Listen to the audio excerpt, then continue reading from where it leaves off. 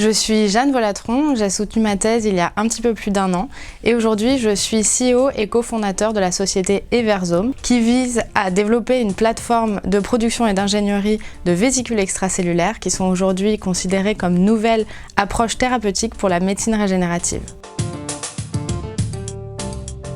C'est une technologie qui a été développée et brevetée dans le laboratoire Matières et Systèmes Complexes, laboratoire CNRS et de l'Université Paris Diderot. Et pour le transfert de cette technologie vers le marché, nous sommes accompagnés par la SAT IDF Innov, aujourd'hui Erganeo. Alors je suis passée de PhD à entrepreneuse grâce au séminaire Valorisation de la recherche par la création d'entreprises qui est organisé par le CNANO et animé par Éric Langronier.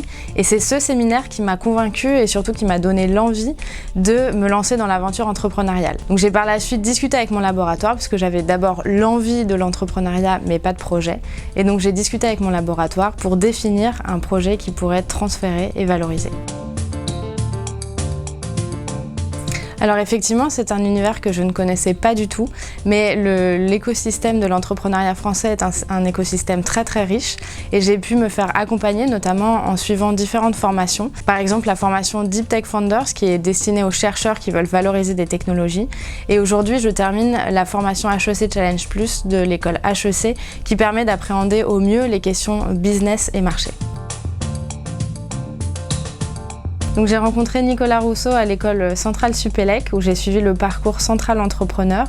On nous a demandé de faire des exercices par exemple de modélisation financière devant lesquels je me sentais avec mon parcours de scientifique assez démunie. Donc il m'a paru évident de m'associer avec un Centralien pour avoir une complémentarité des profils sur différentes compétences. Les conseils que j'ai à vous donner, doctorants et jeunes PhD, c'est dans un premier temps ne pas être bloqué par l'idée, puisque souvent on a d'abord l'envie d'entreprendre, puis après l'idée, et ce n'est pas du tout un problème. Le deuxième conseil, c'est n'ayez pas peur, parce qu'aujourd'hui il y a un écosystème qui est extrêmement riche et qui est là pour vous accompagner, donc il ne faut pas se sentir seul et y aller à fond.